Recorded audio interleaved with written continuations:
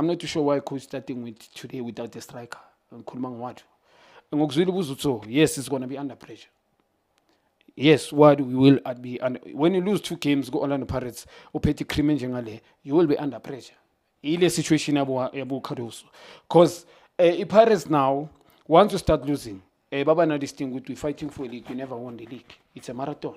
Now they start doubting you. Jobusho, when they start iphethe premiership, Baba now this thing ukuthi Magacala Nyakumbula Marumo Kalansi beat him 2-1 away. He lost 2 matches. And then they start saying, why do it's going to be a problem.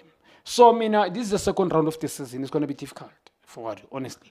Unama players. Pirates have signed, identified quality players, but Lauma player need awareness, a coach, a coordinator outside. We call on them week in and week out. Even in today, as an attacking player. Udlala ngomakhehleni ngihlale ngisho mina makhehleni suspect for me. Mawuzodlala ngomakhehleni lapha yana. Makhehleni ngikhuluma nge-energy, intwana zine-energy. They had the energy in today's game.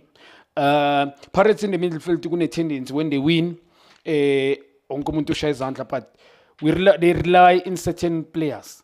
Especially kunama game nje coming after AFCON, they rely on certain players. Pirates in the first round of the season we know ukuthi bebazokusaka. We know with everybody. They badlala ngama department. And bona ke different between them and Sundowns up front were so dangerous.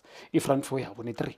So ibuild up yabo bengekho slow. We Umbogazi could play and ashay pass a breaker lie window even in the middle. Idlula idabula wele ku striker. Pinpoint.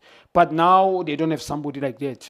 For breaking news, go to itdiskitimes.co.za.